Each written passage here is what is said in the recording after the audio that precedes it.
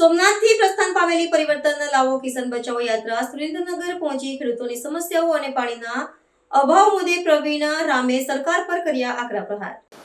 ગુજરાતના ખેડૂતો માટે 108 દિવસની જેલ કાપીને આવ્યા બાદ આમ આદમી પાર્ટી દ્વારા પરિવર્તન લાવો કિસાન બચાવો યાત્રાની સોમનાથ દાદાના ચરણોમાંથી અમે શરૂઆત કરી।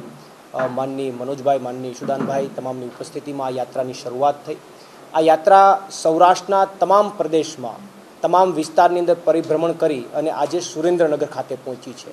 પહેલા ચરણમાં સોમનાથ દાદાના દર્શન કરી અને ઘેલા સોમનાથ જસદણ ખાતે યાત્રા પહેલું ચરણ પૂર્ણ થયું। બીજું ચરણ આજે સુરેન્દ્રનગરમાં અને સુરેન્દ્રનગરમાં ચોટીલાવાળામાં ચામુંડમાના ચરણોમાં યાત્રા પહોંચી છે। એમના આશીર્વાદ લેવા માટે આ યાત્રા પહોંચી છે।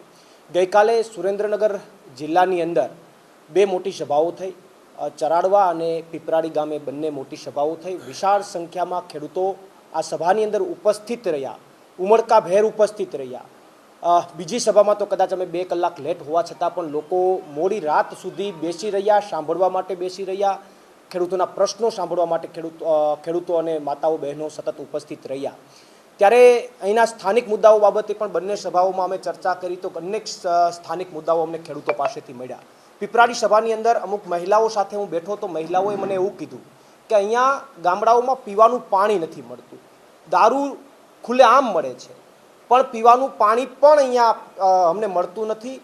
300 રૂપિયાની દાળીએમાં જઈએ છીએ અને 500 રૂપિયાનો ટાંકો અમારે વેચાતો લેવો પડે છે પાણી પીવાનો। તો હું એવું માનું છું કે આ તો બહુ ભયંકર પરિસ્થિતિ કહેવાય।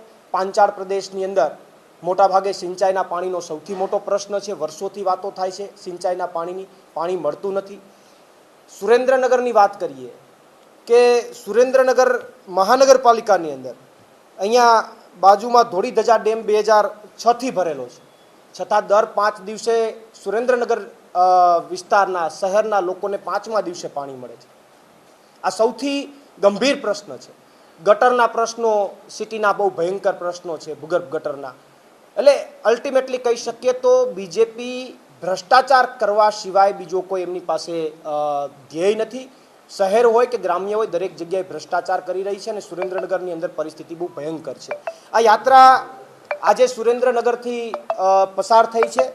8મી તારીખે ગાંધીનગર ખાતે પહોંચશે અને ગાંધીનગર ખાતે આ યાત્રા જ્યારે પહોંચવાની છે ત્યારે માનનીય અરવિંદ કેજરીવાલજીની ઉપસ્થિતિમાં એમની હાજરીમાં યાત્રાનું સમાપન થશે।